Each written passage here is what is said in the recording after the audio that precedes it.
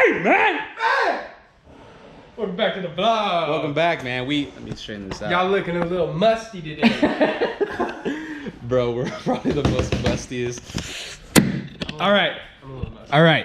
We haven't posted in 2 weeks, and we apologize. That's cool, though. All right. You go on vacation, too, you musty. What are we doing today, man? Hey, man. Let me show you guys something, all right? Come with me, come with me. All right, we're gonna go over to right here. We ain't going far, all right? See this right here? This is what we call uneven tread wear. So this is from the last time I went drifting. All I see is a good tire and one super messed up tire. That's exactly the point, all right? So those are my spares from the last time I went drifting. As you can see, one still has health. Like we could go skid on that Johnny right now. And one is absolutely toast-a-rooney. But what does that mean? Why are you even telling me this, Don? What is that? What? The reason that's happening, yes, I will say the course we were running, we were going the same way every time, Maybe which you was should scrubbing. try entering in the other direction, lady. Which was scrubbing one tire more than the other on a certain part of the turn, and I know exactly why I did that. But at the same time, that tire scrubbed way too fast. And you know what, dude? I'm not having that out of here. This is a budget drift car. I'm saving doll hairs. So what are we doing, man? I'll tell you what we're doing. So what we are doing today, I have picked up offset rear trailing arm bushings from Garagistic with their rear trailing arm bushing shims. And I also got some top hat supports and strut bar for the rear, because anybody that owns an E36 knows that's the weak point. All right, let's get to work. So once upon a time, I used to have an E36, and I replaced these bushings once before, and I learned that I don't know, don't quote me, I think these metal plate deals are actually your alignment, so we're spray painting it and marking it so we know where it was before. Make sure you get overspray all over the car. Sorry, dude. Turns out these are 18 doodles, all right, and that does do your alignment. So yeah, this does your alignment, all these little slots here. So make sure you mark it. It's a good thing we spray painted. This one goes across and holds a bushing, and the bushing is... Oh my God, dude, look at these shims, bro. That's what I'm talking about. Oh yeah. So the gap right here actually has a ton of play. As you can see, like, hold on. See all those lines, man? That's because when your trailing arm's flexing, it's hitting that, man. So now we gotta push out that bushing. Look at that crack, man. All right, so how are you gonna push it out? That's a good question. All right, kids, don't try this at home. This is super sketch. Yeah. Ah!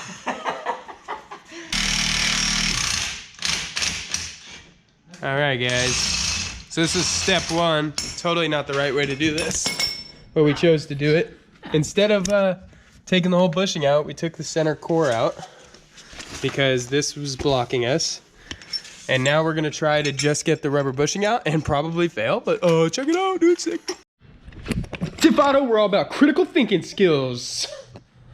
So here today, we're going to put it to the work as we redo this other side. Disregard what we did on the last one. We're gonna try this again, all right? We're just run it back. All right, man. All right.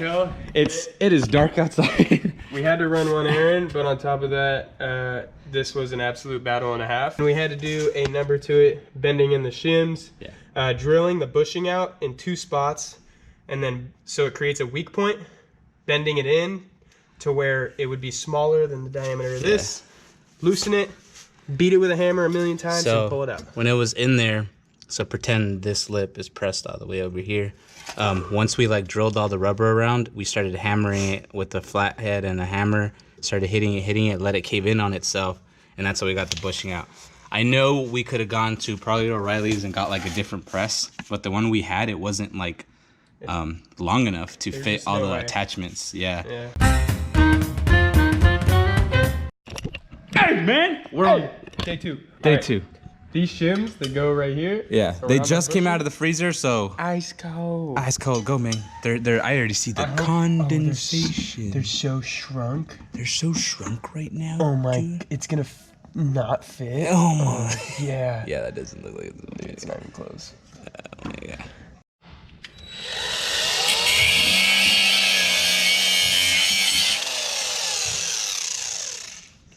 This is a standard protocol one.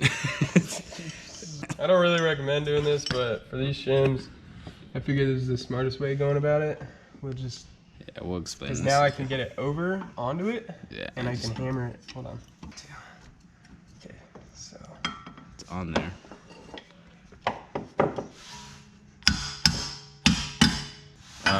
Jackson under the trailing arm? Hold on. So if I can get it far enough, actually grab the big hammer. Where's the big hammer? Why am I doing this like a big pussy? Whoever said bigger's not better. Yo, we need small, brother. So what we did with the grinder is the big bushing here. We shaved the edge to give it like just notched it slightly. Yeah, just notched it so this can slip over enough to where we can hammer it. Because the problem was like the straight edges, it just wasn't working out. And you do it little enough to where when it's all sitting flush, it's not gonna have play there. Yeah, it's not enough to make a change. Yeah, because that whole bushing. Shut up, phone, Jesus. Dude, how dare you? Oh my God, so rude. You were sitting there going, oh, that's never gonna work. That's a really bad idea. Well, suck on my dude. Check this out. Man, I gotta bleep that out now.